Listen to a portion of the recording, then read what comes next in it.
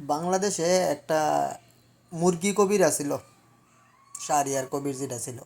এখন আরেক কবির আইছে পাকিস্তানের, মনে সম্ভবত ভালোবাসা বেশি আর কি, যেটারে আর বাকিটা বললাম না, এটা আপনারা বুঝা নিয়েন তার বক্তব্যের মাধ্যমে।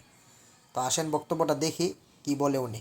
শেখ সাহেব করলেন কি, সারা পূর্ব পাকিস্তানের মানুষকে বললেন করাচি রাস্তা সোনা দিয়ে তৈরি, আর আমাদের দিকে কিছু হচ্ছে না। যখন পূর্ব পাকিস্তান এবং পশ্চিম পাকিস্তান 48 সালে ভাগ হয়ে আসলো, 47, তখন আমাদের এদিকে একটা ইউনিভার্সিটি নাই, একটা মেডিকেল কলেজ নাই, একটা ইন্ডাস্ট্রিজ নেই। আমাদের এখানে কি ছিল? আমাদের এখানে মাত্র 10টা সুগার মিল ছিল, আর ছিল কি টেক্সটাইল মিল ছিল কিছু। এ বাদে ইন্ডাস্ট্রি বলতে কিছুই ছিল না। 51 সালে আদমজি জুট মিল হলো, প্লাটিনাম খুলনা অঞ্চলে 12টা জুট মিল হলো, ক্যাডেট কলেজ হলো 7টা, ইউনিভার্সিটি হলো 7টা, ইঞ্জিনিয়ারিং কলেজ হলো 7টা, medical college, sugar mill, tobacco, total হচ্ছে 77টা বড় ইন্ডাস্ট্রিজ হলো। সব হচ্ছে এই পাকিস্তান আমলে 71 আগ পর্যন্ত করা। মানুষকে বৈষম্যর কথা বলে ডাইভার্ট করলেন। তাহলে একটা লোকের যদি মুজিববাদ বলে থাকেন, তাহলে একটা লোকের প্রথম উদ্দেশ্যটাই হচ্ছে খারাপ। এই দেশটাকে ভাগ করতে হবে, করে ইন্ডিয়ার হাতে কিভাবে তুলে দেওয়া যায়।